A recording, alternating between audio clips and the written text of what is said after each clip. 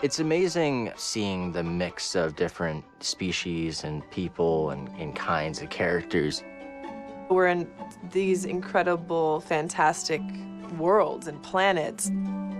Because this franchise is so large and so huge and so tremendous, there are many stories that have yet to be told. Take 9, Mark. Set a course for Pagano. When you're working inside of the motion capture volume, you have cameras on the ceilings, on the sides, and on your face. And they're capturing every single bit of your biomechanics. We can literally run and chase each other and jump and take swings at each other. So it's the closest to playing in my backyard at 8 years old of any job I've ever had. Action. Please welcome Cameron Monaghan to the stage. I'm Cameron Monaghan. I play Cal Kestis in Star Wars Jedi Fallen Order. Cal was a young Jedi Padawan during Order 66 when all of his kind were murdered. He escaped and managed to hide out on the scrap planet of Bracca. He became a scrap worker and someone in hiding and someone kind of paranoid and fighting for his life. What's this? A Bracca scrap rack playing Jedi.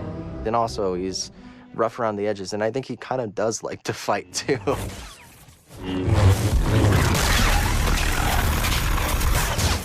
I'm gonna need to get through here.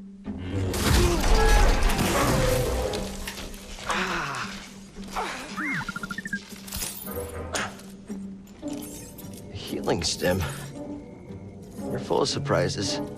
BD-1, our buddy droid, is a wonderful addition to the droid family. He was sort of designed as like an adventure companion. By having me operating this little guy as a placeholder for the animators, it's also nice for the other actors to have something to play opposite, and so that's kind of fun because then I can inject a little personality I feel that BD-1 has. The two of them have a really wonderful relationship. In many ways, I think Cal's kind of best friend across the story. Real moves on you.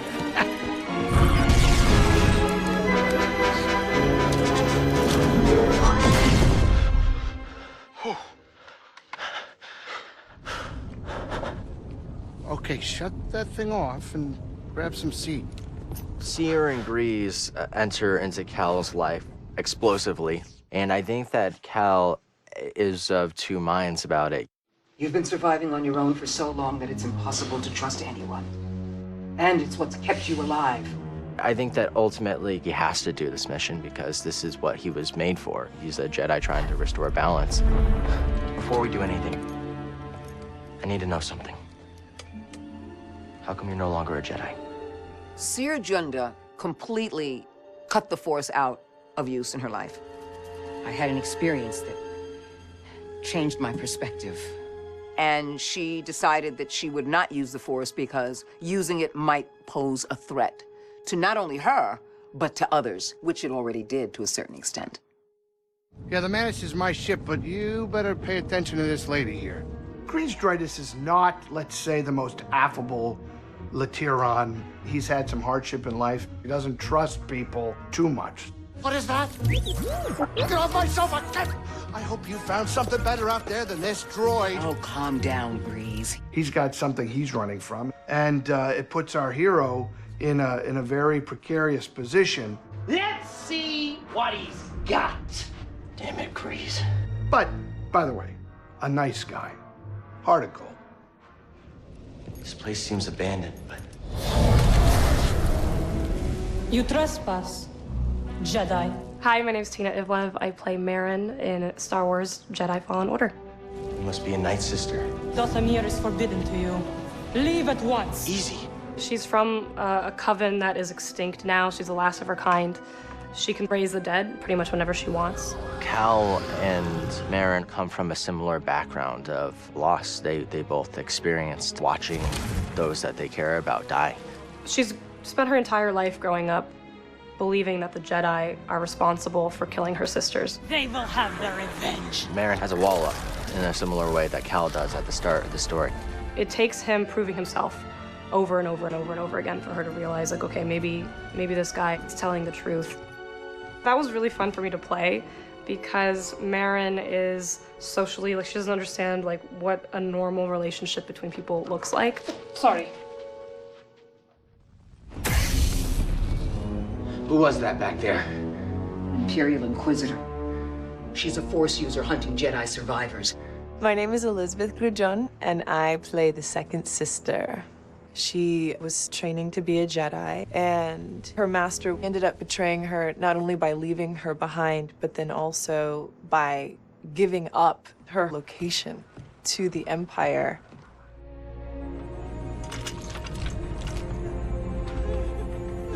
It plays out in such an angry and powerful way when she becomes a second sister. What it taught her is to love is to die, and to kill is safety.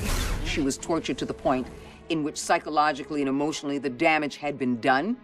She's already lost everything, so she doesn't care about dying. There's a recklessness. It's like, I'll jump on the top of your ship and bring it down while I'm on it. Like, I don't care. I'm doing a dialect as the character, which just came to me very naturally. Who's your master? Padawan? Someone I killed, perhaps? She really enjoys hurting and wounding, so I wanted to hear that pleasure in her voice.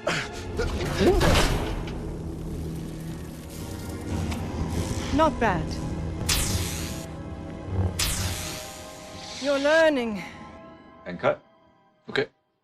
Now, I've done a lot of character makeup stuff where I've sat in a makeup chair for 4 hours, 5 hours before I got to the set. Getting to put grease-dritis on and not have to go to the makeup chair, that's an extraordinary gift.